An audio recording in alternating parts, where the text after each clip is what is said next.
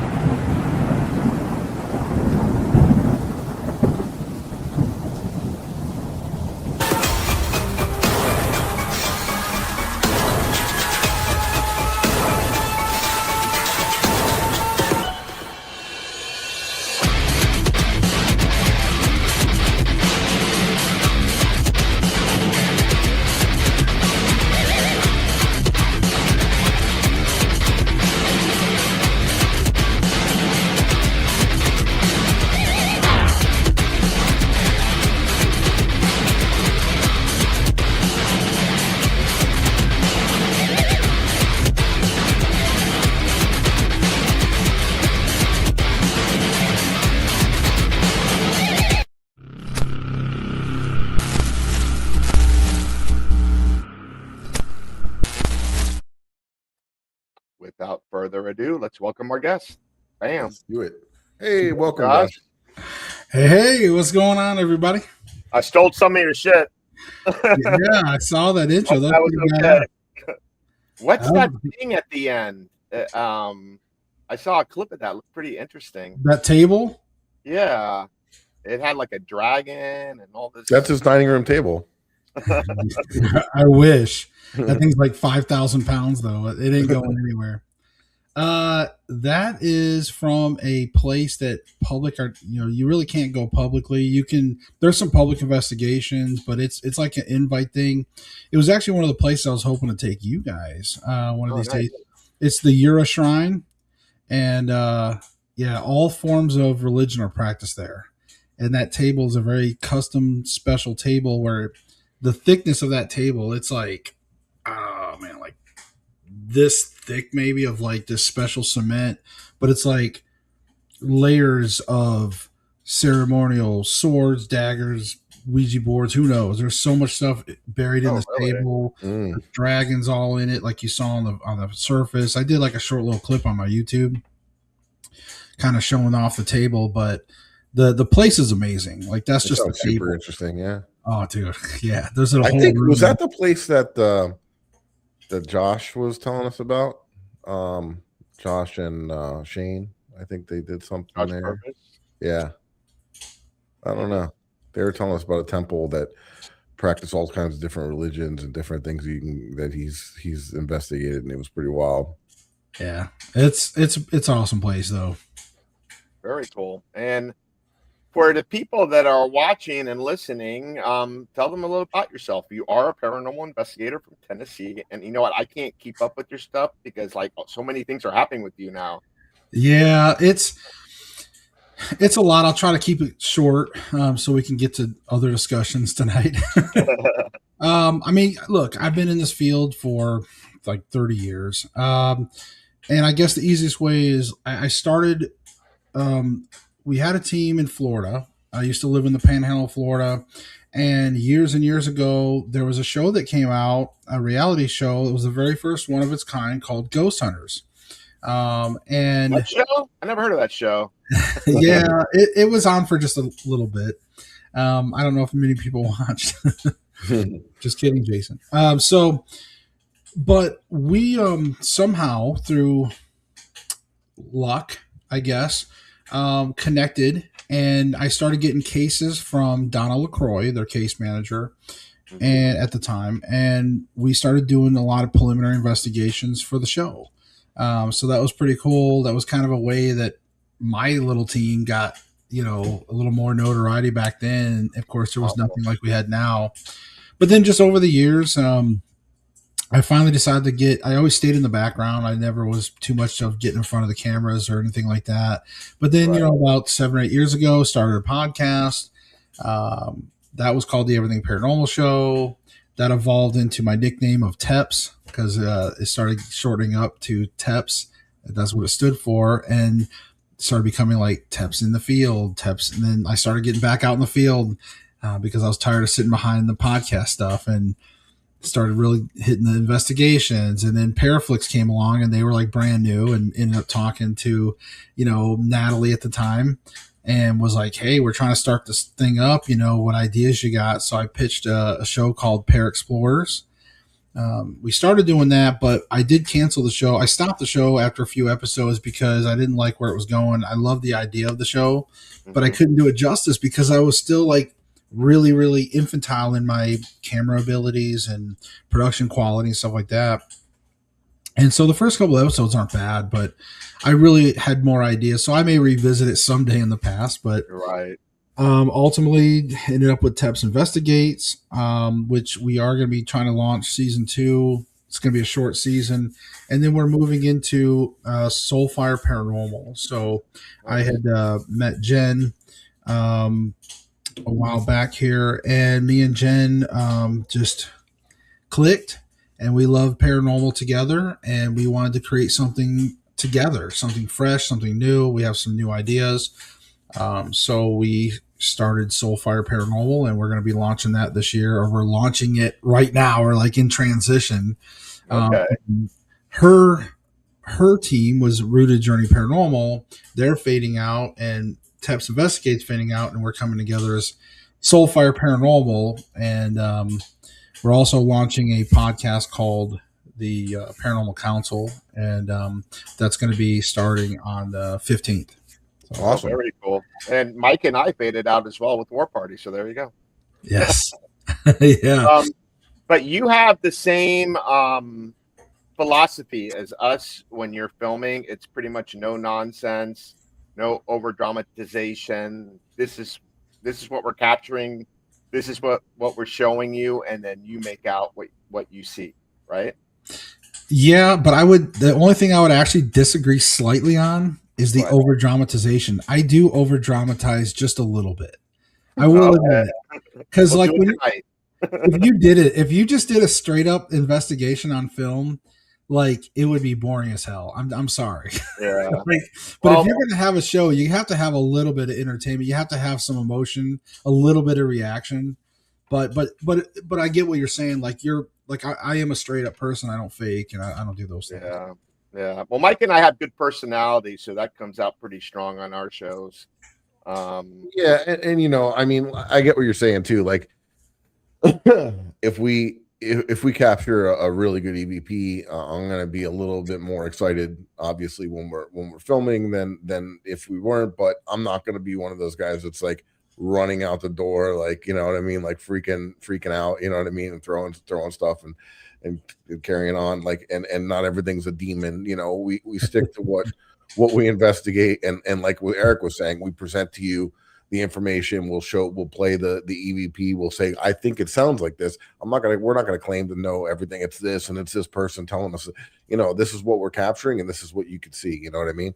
And kind of presenting it to the viewer.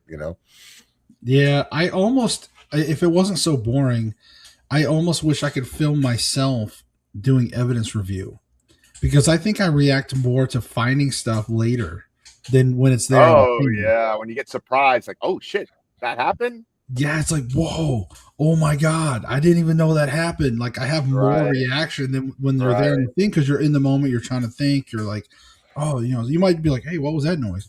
But like when you are reviewing the evidence and you capture something like, some crazy EVP, you're like, whoa, oh my god. Then you're like calling people like, hey, come here, listen to this. Like, there's almost a better reaction behind the scenes. And that's why we live for this, right? To capture stuff like that. And it's, like what you were saying, it's like, we're veterans, and a lot of times, like, if we capture something, we're not going to react like someone who's never like experienced it, like, oh shit, we're like, oh, that was, I don't know, but like, I don't know. It's sometimes we get numbified, I guess, how you want to call it.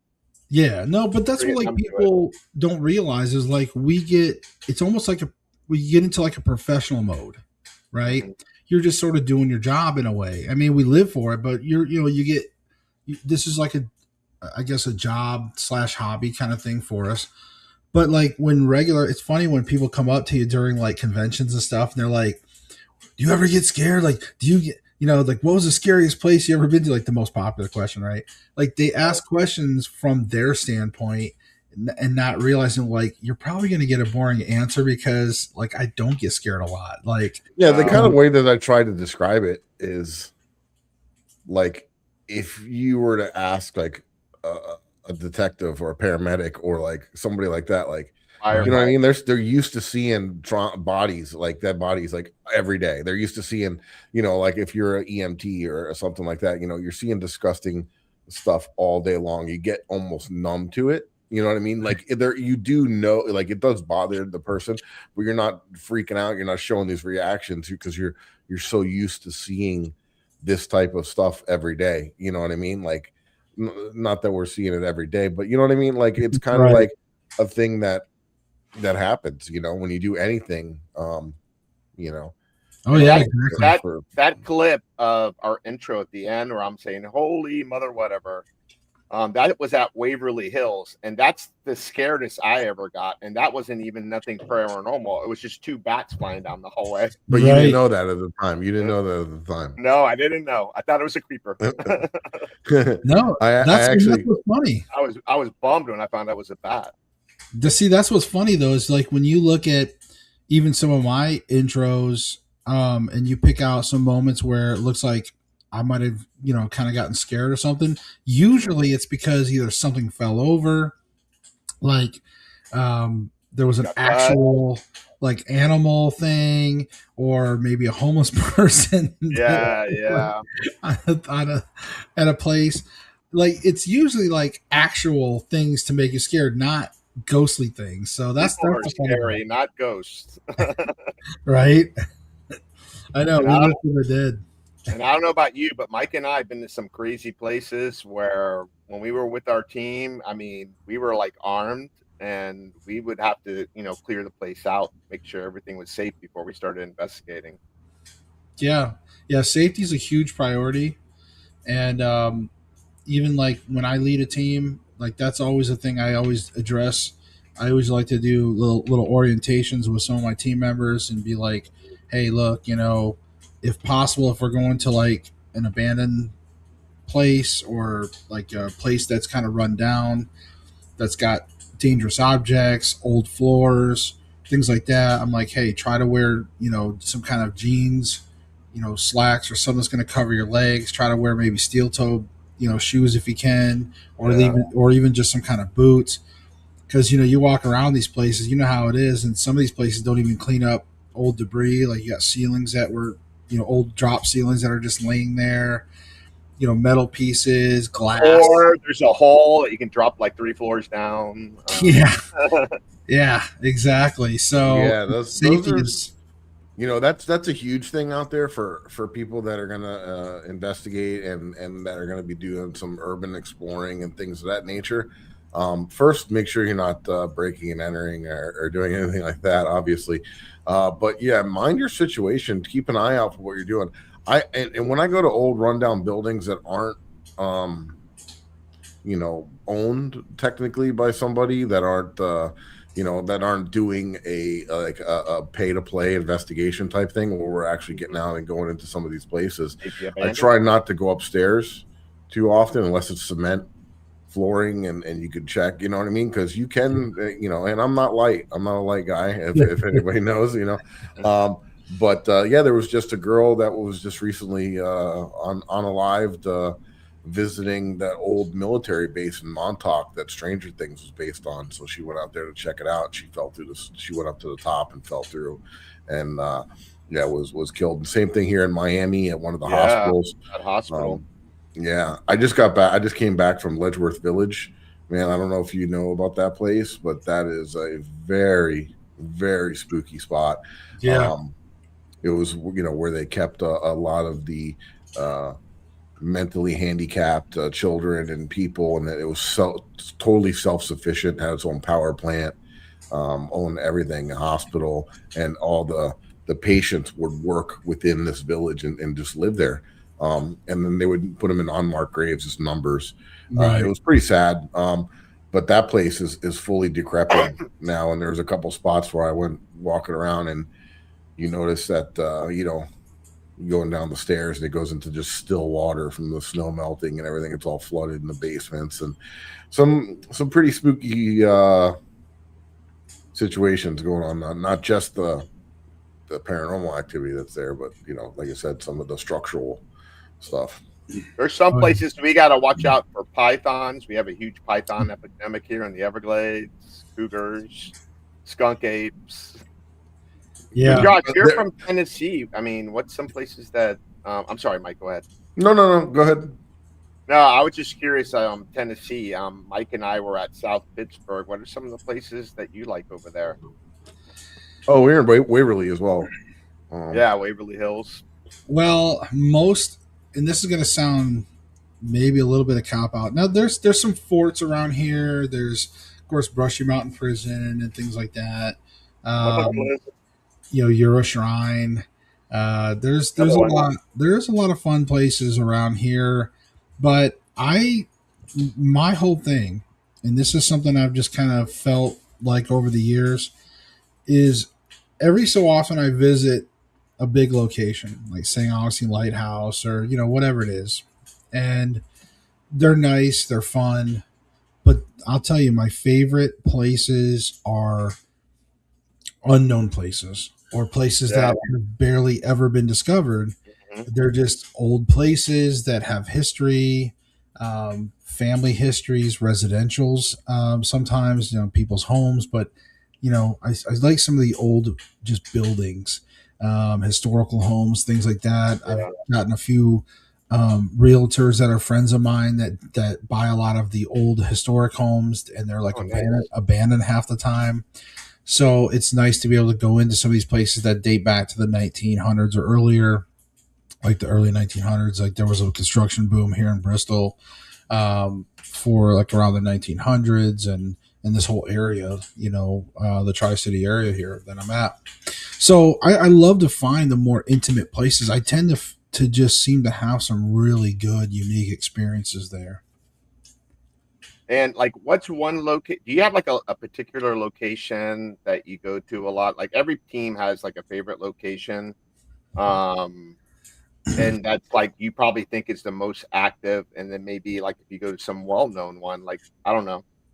Like for me, there's a location that I favor. And whenever I go to a well-known place, I always compare it to that location. Do you have something like that?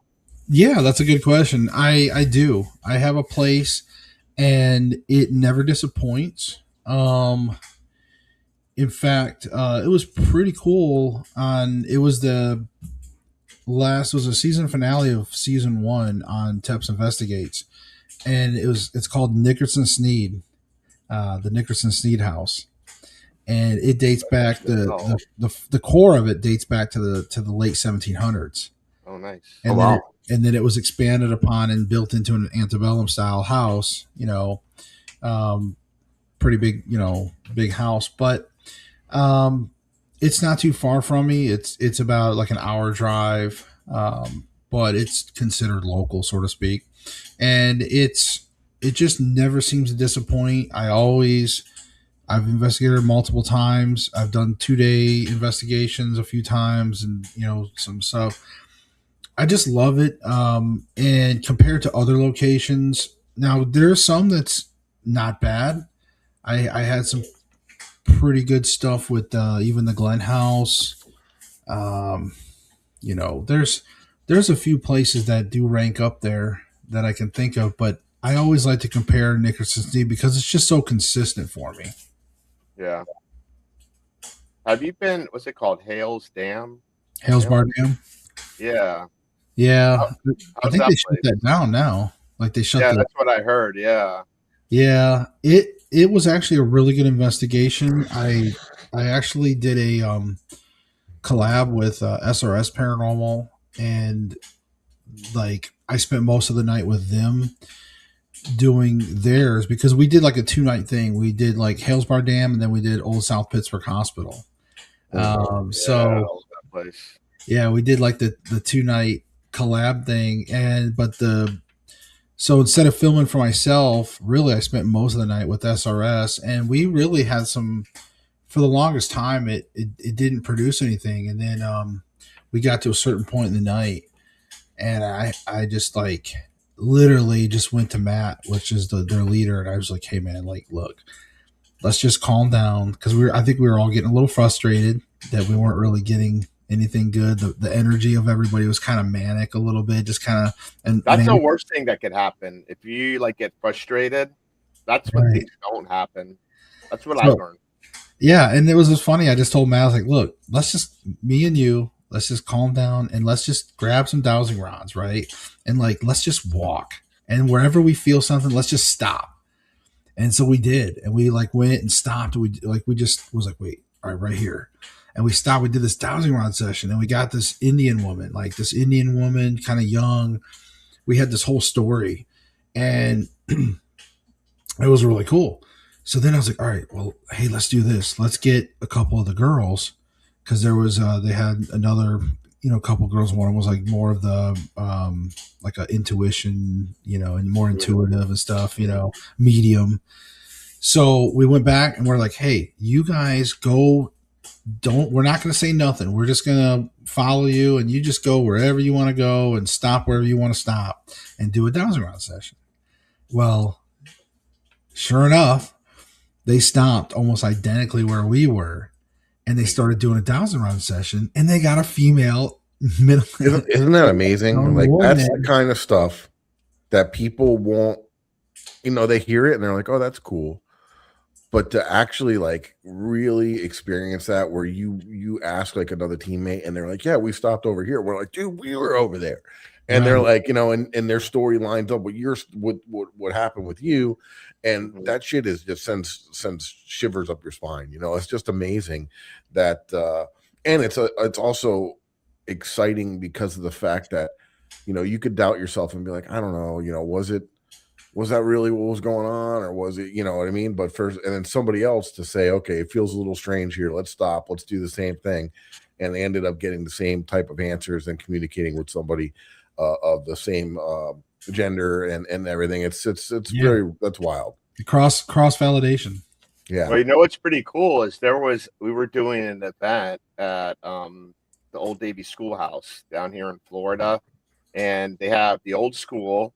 And then they have these 2 historical homes that were nearby, but they moved them because they were going to get demolished. So they bought the homes, moved them behind the school, and restored them to its glory. So we always pick up the same spirit in the Bealey house. Mike and I were in there in the attic. Paul Hammer, that's his name, and he's a smart ass. And it was funny because we were investigating, and one of our other investigators, JP, was next door at the Walsh house, and he was picking up Paul Hammer as well. And we were both getting him we were both getting EVPs of them on our recorders. How wild is that? Nice. And spirit boxes and things. And like we that. didn't even know this gentleman existed. We were getting the names. We were getting. So we asked the educational director that runs the place, and she goes, "No, there was a guy named Paul Hammer here," and she's like, "He died from getting bit by a snake twice," and blah blah blah. Told us this whole story. We even have a picture of him somewhere. Eric has it. Found it online from digging and doing some research. Yeah, that pretty wild stuff. Yeah, I think anytime in this industry when you get that kind of cross-validation moments, that's when it's like, holy crap. I mean, that's probably why even the Estes method and like even the Delco experiment there, your experiment, like all those things really help out, because in a way, like the Estes experience in that sense, and even yours, Mike, is that, you know, deprivation, but it's almost like an instant cross validation right there going on, where, you know, you're doing the sensory deprivation, all that stuff, and the red light, all those things. And so it just makes for some interesting experiences, because it's a lot more than just somebody saying, oh, I got this name, or I got this. And then this just like a single interpretation. You're like, well, you know, maybe, who knows? But when you start getting that duplicate type stuff, and it's pretty evident that, and like I said, that validation is like, holy crap. That's definitely stuff we live for too. Oh yeah. Well, you know, I have a quick question. So with all the things, I'm not trying to get political here, but all the things that have been happening in Venezuela lately, when they captured Nicolas Maduro and they showed that shot of him in the helicopter with a blindfold and the headset, first thing I'm thinking, is he doing an Estes? You should make that into a meme. Right? You should make a meme. I'm going to. Yeah, they had the same headphones on. We used the Vic Forth. Yeah. Mike, that could be a new label. Maduro with the headset, and we can like do the goggles over the mask. Yeah, I don't know if that'll go over well. No, that'd be hilarious. People would be seeing that like, oh damn, I want that. I would put a lot of LOLs on that. Yeah, on Facebook. We can make a Maduro edition. Yeah. Oh man, that would be that. You definitely should. Well, Josh, we got to pay some bills. Do what? You got to pay the bills. We got a couple words from our sponsors, and then we'll be right back with you guys. All right, so just hang on a few moments, and we'll be right back.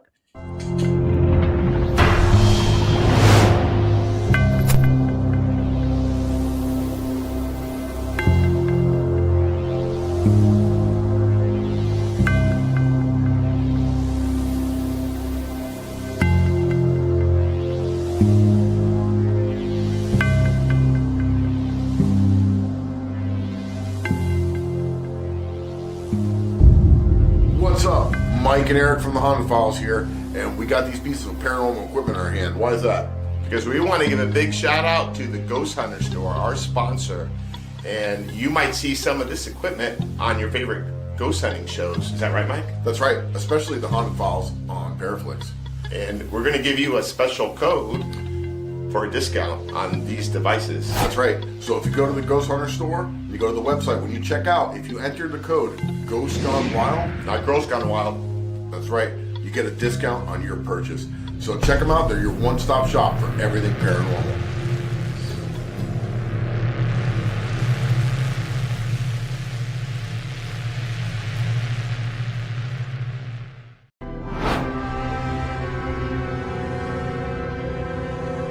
What's up, everybody? I'm Eric, and this is Mike from the Haunted Files. And Mike, we got something special to tell everyone, right? We do. We have an amazing product here. This is from Haunted Happy Hour, where they make spirit-infused coffee. And what's cool about this product right here is it's the Haunted Files edition. It's a Dark Isles brew. Yep, and it's got a blend of Irish cream, pistachio, and dark rum. A perfect blend to awaken your dark side, right, Mike? Hell yeah, it is. And if you're feeling sluggish or you are ready to Investigate all night, this is for you, man. And it is amazing tasting. And not only that, but what did ParaFlixx do for us and for the fans? Well, you're going to get a special discount code that's on the package, and you're going to be able to get 3 months for free ParaFlixx. And who can they watch, Mike? They can watch us and all the other amazing investigators on the ParaFlixx platform. So get yours today, and make sure you check out ParaFlixx and the Haunted Files. And if you're feeling dead inside, get caffeinated with Haunted Happy Hour.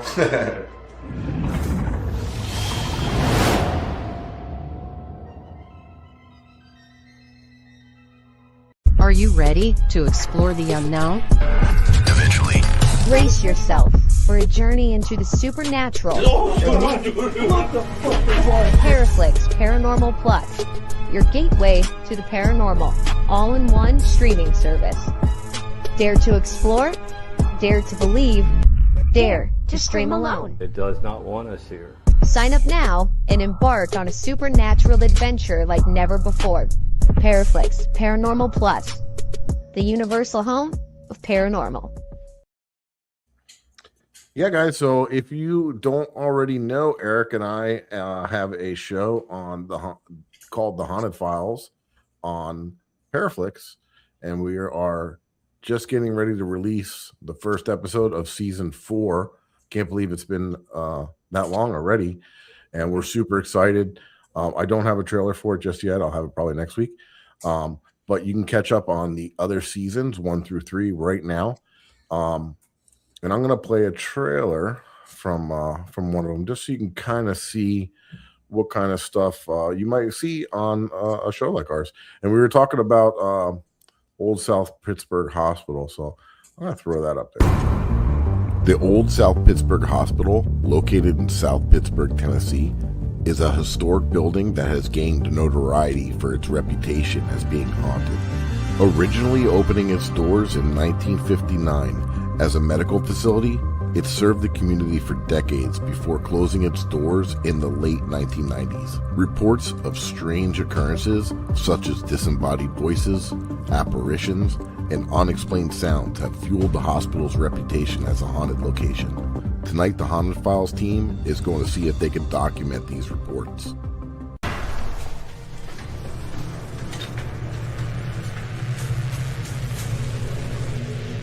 Oh, shit.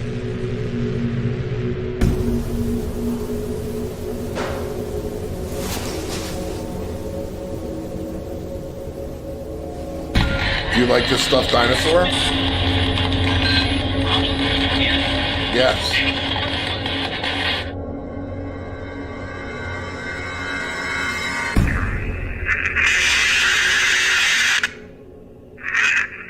Leave.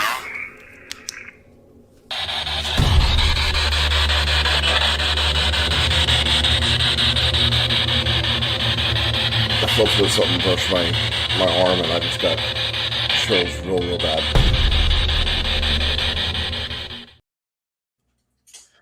Yeah. And that third floor was freaking crazy. That's all I gotta say. I queued up a season 2 preview if you guys want to see. I shared the season 2 preview. Now, the only thing I would just tell people is like it said it was going to be released in summer of 25, but things got delayed. So I've been going through personal stuff with divorce and all that things and like restarting my life. And now I met like an amazing woman there, Jen. So things have been like, it's like a lot of course correction now, but still season 2 will come out. Like it is filmed. We've got episodes in the can. So we're just waiting on my brother. I've been taking that same course. But we'll talk later. But yeah, if you guys want to check it out. Hell yeah, we do. Let's see it. I'll throw it up on the screen here. All right, I guess I should hit play, huh?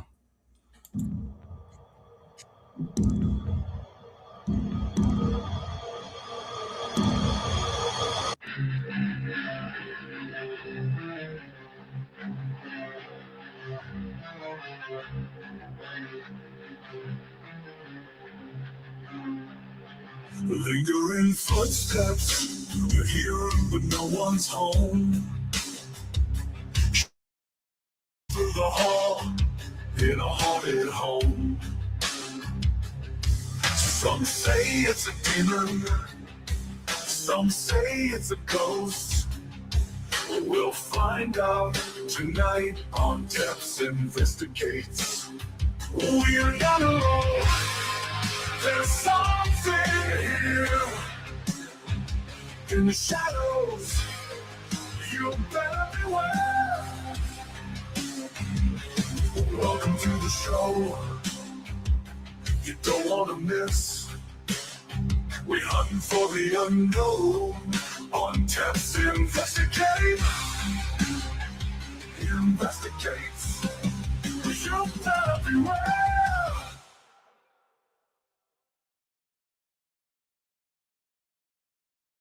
Nice filming. And how'd you get the music? That's really cool. I'm a musician also, by the way. Oh, nice. Awesome. But yeah, I decided for season 2 I would do Those are vocals? my own theme song. Huh? Those are vocals? No. I can sing, but not very like it depends. If the more alcohol I have, the better I sound. Oh, there you go. Well, it was really good. I liked it. Thank you. I appreciate it. Yeah. So people, get your subscription at ParaFlixx. I mean, we're not the only show. There's a ton of amazing shows and talent there. I mean, look at like just the fact of like your guys's trailer for one of your episodes, and then that trailer there with both of our trailers. Like, how good do those shows look? And that's just like the top 2 shows. But I mean, think about the other shows on I'm just kidding, ParaFlixx. But that's Adam's watching. No, I know, but that's okay. But no, I mean, but think about the breadth that's on there, though. There's so many amazing shows on there, and it's like literally, what is like $4 or $5 a month or something? It's like super cheap. Yeah, it's not even. I think it's like 3 and change or $4 or something. Yeah, I don't know. I think I did mine for like the annual, like $30 or something like that for like the whole year. Mm-hmm. So it's like, yeah, it's ridiculously cheap. I mean, you probably paid more than double for Discovery Plus, and if you only watch Discovery Plus for the paranormal shows, I mean, it's other than Zach Bagans and Ghost Adventures, everything else, you know, it's all repeats, right? Yeah, this is all new, fresh. Yeah, plus you get to see, you know, other investigators get to film at some of these same big locations and see and get to see what other people capture and different things. Like, I don't watch a lot of paranormal TV myself because I'd rather be making it than watching it, you know. But it is interesting to see what other people capture at the same places that you investigated too. I know we have a lot of people that follow us that are investigators as well, you know. So yeah, no, it's awesome. It's a big happy family, and it's worth it. It's worth a couple bucks. So you went to the hospital in College Hill, right? Yeah. Oh yeah. I was an episode on that. Believe it or not, like the only team that beat me there was Destination Fear. That was the only team that beat me there. Then I was the second one there, but I did set a record. I made sure I talked to Tanya and Charlie. I said, okay, now listen, I'm the only one that's gonna spend the entire night alone in this hospital, right? And they're like, yeah, you're the first one to ever do that. I was like, okay, there you go, I'm doing it. Oh, that's awesome. So yeah. we did isolations. It was the 3 of us, and we took different floors. But nice. did you stay at their bed and breakfast, the doctor's house? Yes, I have that in. That's so. Dude, season 2 active. So okay, so the old hospital is a second to Nickerson Sneed. I just love the place. Is it like super paranormally active? You know, it's okay, but I love Tanya and Charlie. They're amazing. Yeah, you know, good, super good folks. Mm-hmm. And but so Dr. Conley's house and the hospitals both in season 2 that we're getting ready to release. So I went to the old college hospital back in ParaExplorers, which was like back at the start of ParaFlixx. So like 4 years like 5 years ago. Yeah, like 4 or 5 years ago. Yeah. So I went to, so that was one of the locations. That was season 1, episode 1 of ParaExplorers. So ParaExplorers was an interesting concept. So What was that about? well, it was part fiction and part reality. So there was an actual storyline where if you watch the first episode, you'll see like somebody mysteriously leaves a note at my door, and it's an envelope, and I read it. Basically, there's this challenge that invites my team to join, and of course, if we decide to do this challenge, there could be great rewards or there could be great consequences, but we have to commit if we want to do this or not. So there's a flash drive that was inside of it. I put it in there, and it has special instructions, and it was from this guy called ParaFlixx. That's where the Para Explorers came from. Have you ever seen MTV's Fear? Yeah, I mean, the 90s, like similar to that, where they had challenges that they had to do. Right, we had challenges. You got the boot.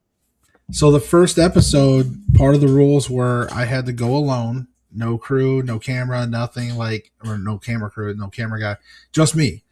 And I think there was I had to do 3 communication experiments. I had to invent my own communication experiment. Oh, wow. And then I also had to spend 30 minutes in the pitch dark in the incinerator room.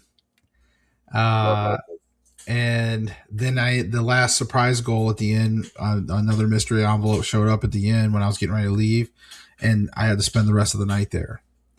So the concept was that each episode I would get these mystery letters, like there would be an actual production, it's actual cinematography, like a little mini movie where I'm in the grocery store and, I move a jar of spaghetti and there's an envelope, what the hell? These gold envelopes, right? Right. And so each episode I was going to get a new mission, basically, with new rules, new locations. We never knew where we were going to go. And, that kind of stuff. And then, of course, the whole thing was there was going to be times where maybe I was trying to catch a glimpse of whoever this ParaFlixx is, but we could never figure it out. I don't know. It was a great concept and a great show, and I hope to revisit it. Sounds very cool. Oh yeah. I want to go back to Dr. Connolly's house, because when we stayed there, it's just before we filmed the hospital. Mike had an experience, and we captured some shit, and Mike was like, maybe we should film 2 episodes. This place is bad. That's what I did. That's what I did.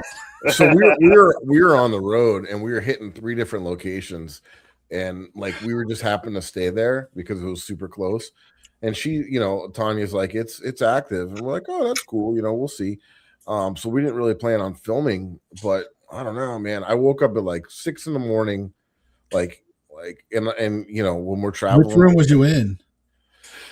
The doctor's room. Yeah, I was actually in, I think, the master. It goes to the housekeeper. When you turn right and you go all the way down, and there's the main room. And then there's a room to the housekeeper's room that goes downstairs. Yeah. That's so for something. I open my eyes at 6 a.m. I'm like, bing, friggin' wide awake, and I glance over, and the door, as I woke up first, and then the door that goes to the I guess it was the maids. Yeah. Yeah. There's a little stairs that go down to a maid's quarters. Right. That friggin' just opened, and I'm like, get the fuck out of here. And I'm laying in bed, and I'm looking at it, and I'm like, nah, no way, dude. And then I swear to goodness, I hear footsteps, and then the other door cracked. And that's it. And I'm like, first I was thinking, pressure change in a room from air conditioning, something, whatever. But then I was like, both doors were separated by a few seconds. And then I heard that. And so I was like, this is crazy. So it was cold. We didn't have any heat or anything on. No. Right. Yep. And so we went out to get lunch later on, and we said, all right, you know what? Let's put a couple recorders down there and just leave them on. We had ST20, the Sony ST25 on voice activated. Right. It was we'll just let it roll and then come back and see what we get. Yeah, we went to the worlds of we had to go to World of Biscuit. Oh yeah, that place was awesome. Oh, did you go there? Yeah. Yeah. I didn't go. There's a local cafe I go to whenever I'm in town. Oh my God! If you want breakfast, I dream you about gotta that go biscuit there. place. I still dream about it. So we got back to the house, and Mike, what did we capture? So you heard all kinds of stuff. You hear voices. You hear disembodied voices. Like it well, it was either Weird thing was, EVP or disembodied voice, Yeah, and then we heard like a ball hit the floor and roll, or a beer bottle or something. Yeah, it wasn't like like a pebble or something like that. It was something like a bottle or a ball. You can hear it fall, and you could hear it roll.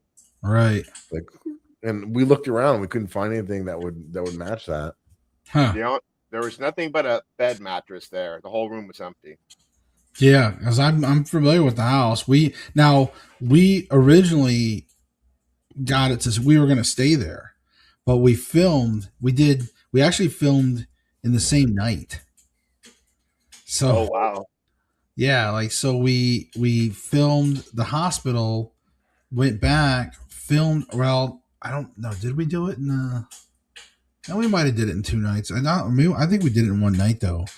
It seemed like we did it in 1 night. Either way, I know one thing.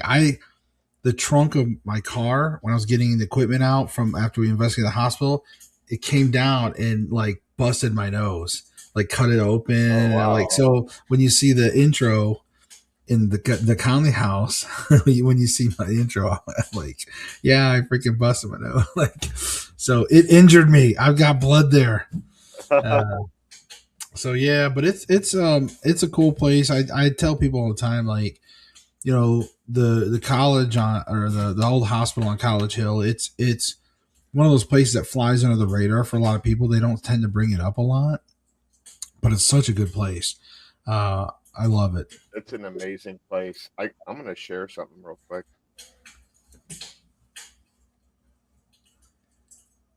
Wait, how do I share? I'm drinking coffee. Not your guys' coffee. Sorry. I don't have but it is some fresh coffee that I grind. I want to talk about this here. Oh, shit. It's Teps 1. That is badass right there. Let me see if I can find something better picture. Yeah, you had another like color clear shot, I think. In that one thing that you had, the intro, there was that color. There was a section, one of them that you had the high def kind of color shot of it. But yeah, so I could start talking about it if you want. Yeah, very cool. A few years ago, I had to get a used car because my I had ran into another deer with my Jeep. So I was like, well, do you hate it when that happens? Yeah, yes. I've seen that problem down here. So I was stuck between a white Subaru and a silver Chevy Cruze, and I ended up going with the Chevy Cruze. And I ended up having a lot of regrets. And over the few years that I had the Cruze, I hit 3 more deer. Actually, I hit 2 more deer, and I hit a cow. The cow finished it off. Trust me, I drive at night. So, like my second job. In fact, tonight I got my second job too. I've got to go do. There it is. So when I had a chance to get another car again, I'm like, damn it, I am getting my white Subaru and I am making my Ecto 1 / I'm going to make it a Teps, Teps 1. So of course I went and started doing all the research I wanted to build the roof rack as you see in the picture. I wanted to build the roof rack to resemble the movie. So I went into some of the original backlot photos, movie photos, and I just started, and I also wanted to calculate it. How can I make this work for a Subaru? So I had to engineer it all to like proportionally look right. Like the yellow tanks up there, I built out of PVC, the sniffer tube up top, like all the stuff. I try to get pretty accurate as much as I could. And then you can see it's hard to tell in the thing, but there's a strip of LED lights. So I've got lights on the front and back. So instead of the old fashioned blue lights, you can't do that anymore. You can get the LEDs are like right here. Yeah. So those are green and amber lights that I can turn on. And of course, Jen's in the comments. She said it's fun. It's so fun to ride around, and it is because I also have a horn. I have the ecto siren. I have multiple like in my near my gear shift. I've got some buttons. I got 4 different buttons. So I have like either a short, blast. Yeah, I remember longer. you showing us that. Right. So it's fun. It's fun to when I have it. Like right now, the roof rack is actually off my car right now. Sadly, I have it off for the winter. But you can see the back window. I had, of course, the Teps Investigates ParaFlixx stuff. Kind of a thumbnail to drive around town with. I had the red stripe done to sort of imitate the red fin on the old Cadillac. From the Ecto. Yeah, that's really cool. Little radar dish in the back. All the things are fairly close to what they had. How's the gas? How's the mileage on that with that thing on top of there? Yeah, gas mileage does suck down quite a bit. I would say I would go through.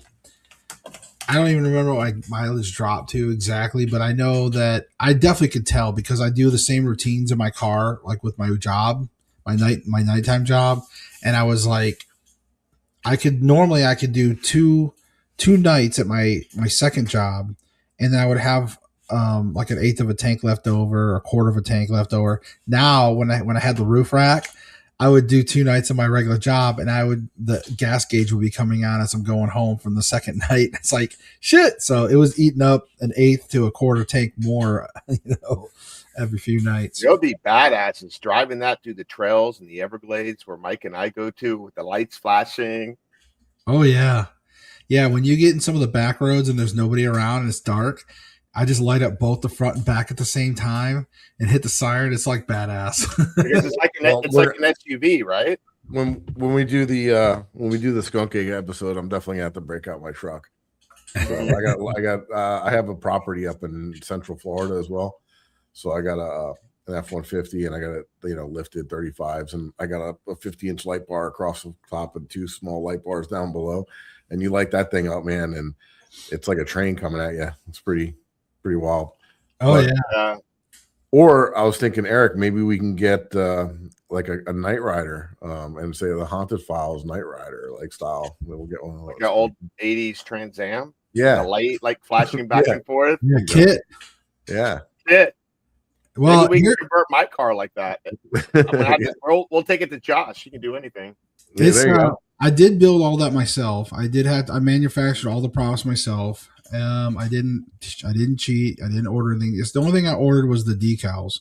I ordered some decal packs and went and put them on there myself. But I will say this, like, it's interesting to see the public's reaction when you drive through like parking lots and stuff. And, you get a variety of actions. It's really cool. That's what Jen was kind of, when Jen first saw it, she was like, I don't know, man, that's pretty cool. But then when she rode in it and we went and drove around, and when you get to make people smile a lot, it's so cool, to brighten people's day when they see you and you just see their smiles perk up. They're like, what the hell? And there's so many people don't even know. But the further I went to Rock Island, like the more out in the Midwest, flat cornfield country area, more I would stop and people say, are you a storm chaser? Oh yeah, there you go. It's perfect for Paracons, though. That's kind of the most common thing. If people don't know, they ask me if I'm some kind of storm chaser. I got a cool photo of Mike's truck somewhere here, but his truck's like 2 stories high. You need a ladder. I would. I'm sure. But it's perfect for the Everglades. I need to put new tires on that thing, and I'm not looking forward to it. Yeah. It's going to be... Is it going to be a rough ride? It's going to be expensive. Yeah, I'm going to put new tires on the... There you go. Oh, hey. And Eric, you can like jump out of it like that, like when we can pull up to the location. Yeah, I can grow my hair long. Yeah, you got to get a mullet like that. I can like button down my shirt all the way to my belly button. Yeah, the Hasselhoff. Yeah. We'll just change. And underneath, I'll have the Baywatch red Speedo underneath. Instead of go. Michael Knight, we'll just change to Eric Knight or something. You know?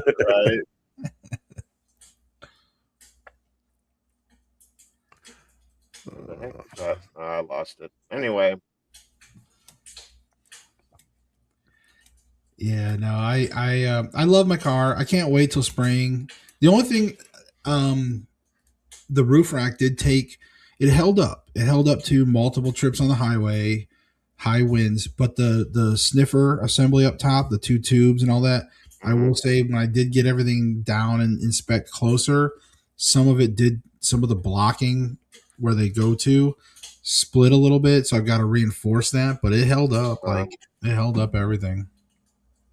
All right. Very cool.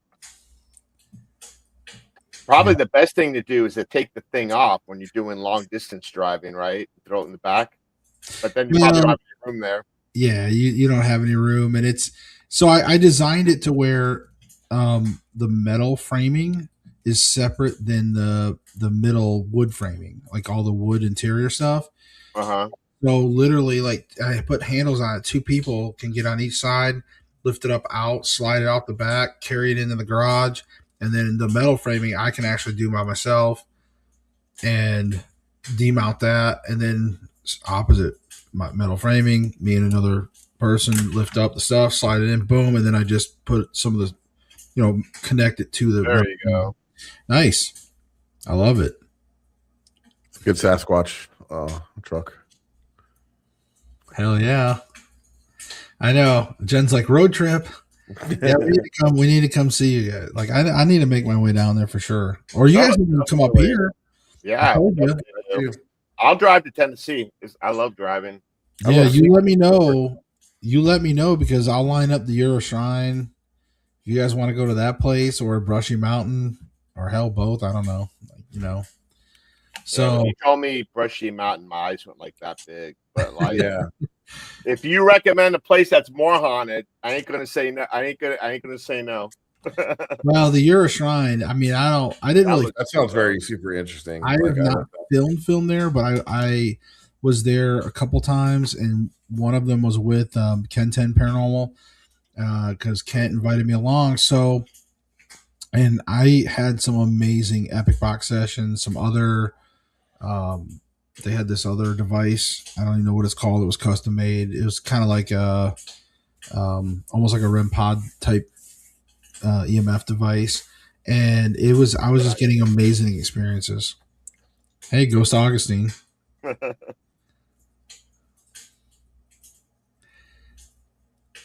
All right. Well, we're getting to that time of the show. Josh, can you tell people like where they can find you?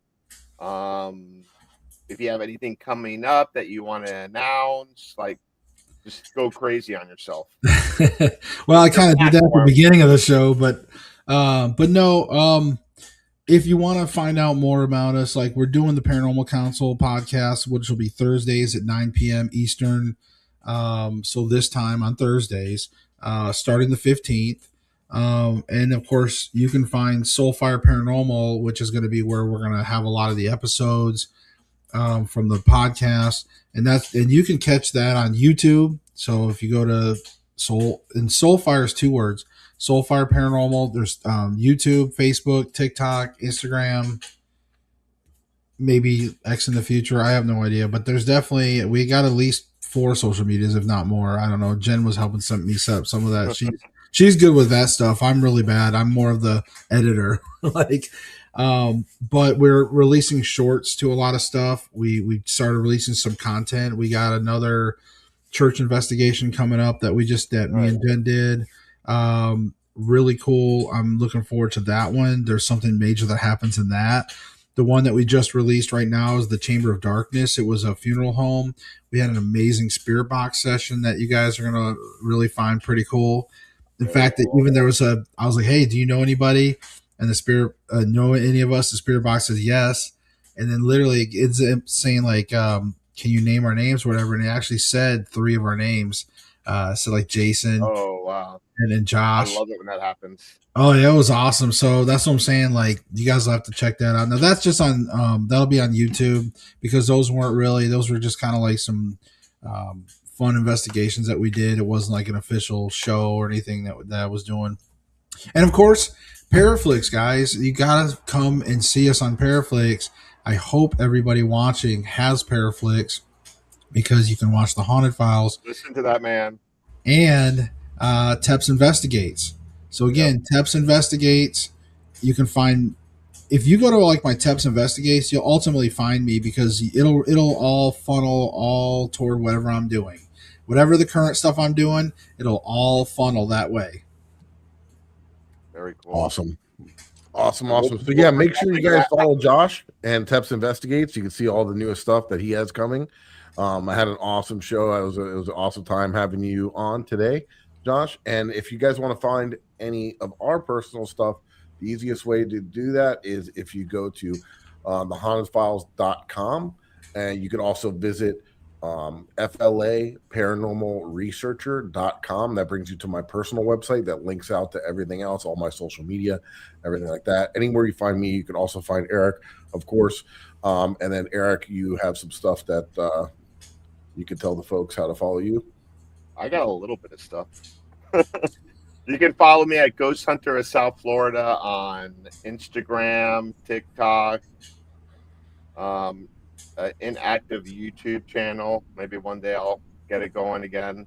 And actually, we are next. If you want to come actually see us, our next event is going to be May 1st at the White Hill Mansion Paranormal Expo, and they're Is going it to the first? Second. I'm sorry. First Saturday in May. There you go. So I don't have a calendar in front of me. But anyway, there's going to be some amazing guests there. You want to check it out. And tell you the truth, White Hill Mansion is like probably my top 3 most haunted locations I've ever investigated. Nice. You know, it's funny because I was just saw James the other day, and he's like, "Man, every time I've been there, he's like, I didn't really get much." And I was like, "Man, a couple of times we've been there, it was insane." So, yeah. But anyways, thanks again, Josh, for joining us. It was an awesome show, and we'll make sure we get you back out here, and we got to get together soon. And thank you everybody for watching and tuning in, and for anybody that's rewatching this later on, make sure you like and subscribe. It means a lot to us. Check out our, like and subscribe to our YouTube channel and all that fun stuff, and make sure you do the same for Josh. It's much appreciated, and we'll see you guys next week. Anything else? Good? No, you've done good. All right. See y'all.